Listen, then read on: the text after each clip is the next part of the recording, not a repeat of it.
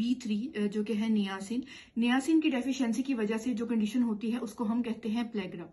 अब प्लेग्रा के सिम्टम्स क्या क्या हैं? इसमें डायरिया है, कॉन्स्टिपेशन है, वॉमिटिंग है, हेडेक्स हैं, उसके अलावा समटाइम्स डिप्रेशन और मेमोरी लॉस भी जो है वो इसी में आता है।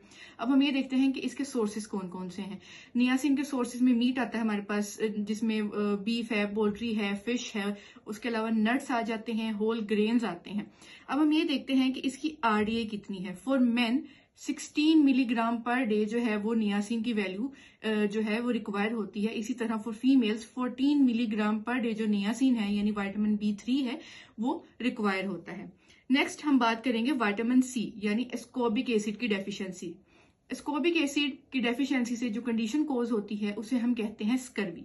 स्कर्वी के सिम्टम्स हम देख लेते हैं, जिसमें हेमरेज आता है, जॉइंट पेन आती है, उसके बाद जो है वो पुअर वाउंड हीलिंग आती है और ब्लीडिंग और स्वोलन गम्स आते हैं। अब इसके कौन से ऐसे फूड्स हैं जो कि विटामिन C रिच हैं, जिसमें हमारे पास सबसे पहले सिट्रस फ्रूट्स आते हैं, जिसमें हमारे पास ऑरेंज है, लेमन है, लाइम है, ग्रेप फ्रूट है। अदर देन दैट हमारे पास कीवी है एंड स्ट्रॉबेरीज है।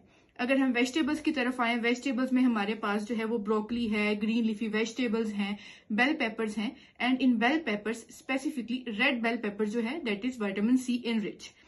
अगर RDA की बात करें तो for males 90 milligram per day जो है विटामिन C डेली रिक्वायर होता है। इसी तरह फीमेल्स में 75 मिलीग्राम पर डे जो है वो विटामिन C रिक्वायर होता है।